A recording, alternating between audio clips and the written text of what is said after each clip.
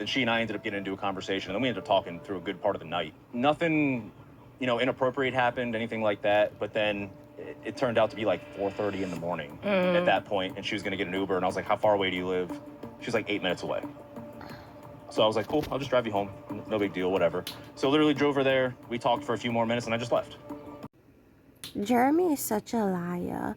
Like, you were not straight up with Laura. You didn't tell her the complete truth. She had to end up finding out on her own due to her own research based on your sloppiness that you actually went up to Sarah's place and probably stayed there for some time.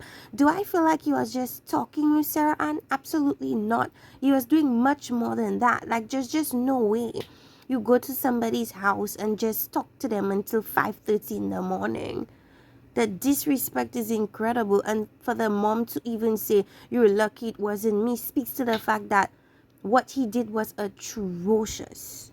And this is another example of a coward man, a man that is like a huge coward. It's such a turn off and so disgusting. Like, you could just tell Laura, okay, we're not really meshing, so I want to go my separate ways, instead of just doing this crazy shit. Like, that is so unforgivable. Big. And you think about how many people there are on this planet and how lucky we are to have like a good love. For 25 years or 14 years, you got to have somebody for you. So AD's mom was like speaking a lot of life into Clay and basically encouraging him to let his parents' misfortunes and missteps not bleed into his own life. But I feel like what he went through with his parents and his dad's infidelity, a good one time talking to is not going to be able to remove all of what the miseducation that his father kind of ingrained in him. I'm not giving any excuses for Clay's behavior and all his, oh, I'm gonna cheat mess, but I feel like he definitely has issues to sort through. And I don't think he's ready for marriage, which is why I don't understand why he went on a show where marriage is the end goal. It just seemed stupid to me. That there wasn't a male figure there for AD, I think it did her a disservice, because I think a man being there would be able to clock a lot of Clay's red flags and be able to check him on it. And I feel like the mom was just way too soft on Clay, way too open to Clay, way too forgiving to Clay. I think the mom thought more so of her daughter having a happy ending versus the marriage actually being a success. A man would have been able to pull Clay to the side and say, what are your intentions for my child? And see certain things that women would not see, because we saw when Clay came in, the mom's reaction, she was smitten because she saw a good looking man, and that's all she saw, a good looking man. But I don't think she grilled him enough to figure out what his intentions were with his daughter. With her daughter, sorry. You fucking do. You told me you fucked her. And the fact that you're saying you're unwilling, no, I don't give a fuck. I know you fucked her, and you told me that. Because I want you to trust me. And I do trust you, but I'm uncomfortable with it. I told you off camera that, like... I know. Chelsea and Jimmy, all the arguments that arise from them, their situation, basically stems from Chelsea's insecurities. And the fact that she is trying to be the cool girlfriend that is okay and secure with herself enough to allow or have no issues with her partner having female friends, have no issues with her partner staying out with his friends or whatever the case may be. But she's not that. Chelsea is not a cool girlfriend. And I wish she'd just come to terms with the fact that that's not who she is. And if something makes her uncomfortable, say it off the bat, so that these situations don't occur where you think you're okay with something and then he comes home and then you're making it a big argument. I think it's so silly. And I think the situation with Jimmy sleeping with one of those friends, I think out of respect for the friend, he didn't want that to become national or public news. So he told Chelsea, maybe don't talk about that aspect of it. But I feel like she is so unhinged when she feels insecure that she does anything as an act of desperation. So if that means calling out the friend too, she's gonna do that. And that's what she did. And I think that really disrespected his boundary, because that's something that he told her not to do and she still did it. So it shows that for Chelsea, when she feels a certain kind of way, she doesn't have a problem with throwing out all types of boundaries and all types of rules because she feels hurt. But what I've noticed with this situation is that this is the point where Jimmy really checked out with Chelsea. Although later on in the episode it seems as if they got back on the right foot, I don't think that's necessarily the case. I feel like Jimmy feels like Chelsea has crossed a boundary with him, and I feel like there's no way to go back on that. Even if he said it's okay and it's fine and he forgives her, he really doesn't. He's gonna hold that really close to his chest, and that is or was the defining factor as to if they walk down the aisle or not. And just based on the turn, on the change in his emotions, I could tell you now, they're not making it down any aisle. I feel like Jimmy's gonna be the one to be like, I've thought about this, you've crossed the boundary, I told you not to do something and you did it to hurt me, and I just cannot marry somebody like that. As if her being insecure wasn't like a deciding factor enough. I guess that was the nail in his coffin when it comes to Chelsea. So that's my 2 cents on that. I'm uncomfortable. Hey, Jimmy. What's up? It's really you. How's the last couple weeks been for you? So I feel like they propped up this meeting as if it was gonna be this scandalous thing, like, oh, Jessica is gonna take Jimmy, and Jimmy is gonna be he's gonna drop Chelsea when he sees Jessica. And it was like literally not that at all. It was more so them coming to a level of understanding, like, I chose Chelsea. I never saw him try to get with Jessica or like be blatantly disrespectful and be like, oh, I should have chose you instead type of thing. I think he was honest with what he did tell her, and I'm not one to really crucify every single thing Jimmy does. I think he's tried his best during this process.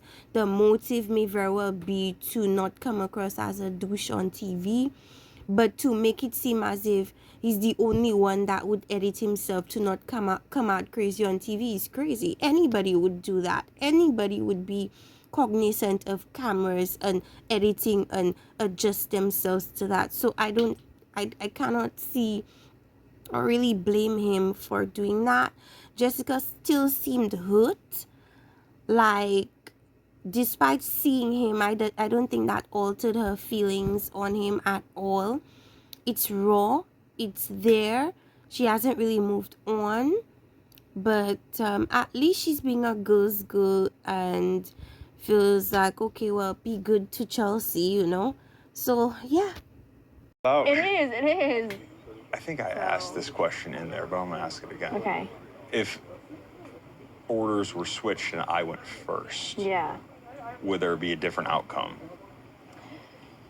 There wouldn't have been, just because Jimmy and I You had a have to say that conversation. to be a good person. No, No, I know. no. There's a lot of emotions. I hope you do. So again, this meeting was propped up to be something so scandalous and so, oh my gosh, is she gonna change her mind when she sees Trevor? And it was like, I wouldn't call it disappointing, but it was like very lackluster. It was kind of similar to Jimmy and Jessica's meeting, where it's like, yes, I did fine, you were my number one and I did have feelings for you. But people have to understand that these people, the people they choose, are really the people that they had a deeper connection with, and people where their emotions have grown with them. So like, even if that person was your number one, you've already developed something that is somewhat more solid with the person you picked. So when the person you didn't pick comes along, it's almost like they're not gonna be able to catch up with your level of emotional development that you've created with the person you chose. So as much as Love is Blind tries to prop up these meetups like it's gonna be this drama filled thing, I don't think it's ever really that case, unless the person always regretted their decision and never really liked who they chose. Then that would be an issue. That's where we see the thing with Jimmy happening, and we're gonna talk about Sarah Ann a bit later. Yeah. It's the way that he tried to stumble around, like, I just don't know. Sarah, shut da-da-da. up. He left the door open. And from my perspective, yes. In what way, from your perspective, did he? Because my relationship with him is different than anyone else's, right? This little witch really pissed me off, because it's like, you have no respect for this man's choice. Like, he chose Laura and he proposed to her. He moved in with her. They most likely shared some intimate time together. Like, she has like literally no respect. Sarah Ann feels as if she is, and that is the new phrase for this season, is my feelings are valid, which I think is completely dumb because they're using it in the wrong context. Your feelings being valid, okay, it's fine. Like, you're allowed, it means you're allowed to feel how you feel. It doesn't mean that you're allowed to disrespect somebody else's relationship because you feel like you've been cheated. Like, that and your feelings being valid are not mutually exclusive. So you saying that is just dumb to me. And her lack of regard for Laura, it just baffles me. Like, okay, well, I guess go and be with the type of guy that's gonna move that way and see how it turns out for you. I swear, women just ignore red flags. They feel like the fact that they got cheated out of a relationship, they should be able to rekindle it if the guy leaves the door open, but fails to realize a guy that is gonna engage with someone else and then have conversations with you while he's engaged, by the way, until 5:30 a.m. is a problem. It just baffles me, because these types of women, they always feel like the men will never do it to them.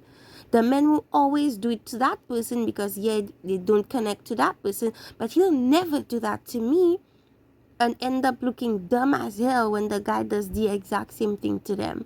So, not that I am like waiting for the other shoe to drop with Sarah and Jimmy's relationship, but like, what she sows, she's definitely going to reap. Both of them, because Jimmy is an a-hole, he's a coward, he's a piece of ish for how he treated Laura, and his inability to man up and then just be honest and just be straightforward is very disgusting to me. And for Sarah Ann to just swoop in and like a hungry dog looking for a crumb, it's just crazy to me, and the amount of disrespect. And then this. No, I was hurt. And to say that I shouldn't send a message, or that my feelings aren't valid, or that the conversation shouldn't have happened at a certain specific time, that's not life. If it was, then love would never happen. Good actions, not so much. Oh my gosh, I wish. Are we kicking off? But it's like, he's the one that made a commitment to me. He's the one that got down on one fucking knee and asked for my hand in marriage. He's the one that was supposed to protect my fucking heart. And he hasn't.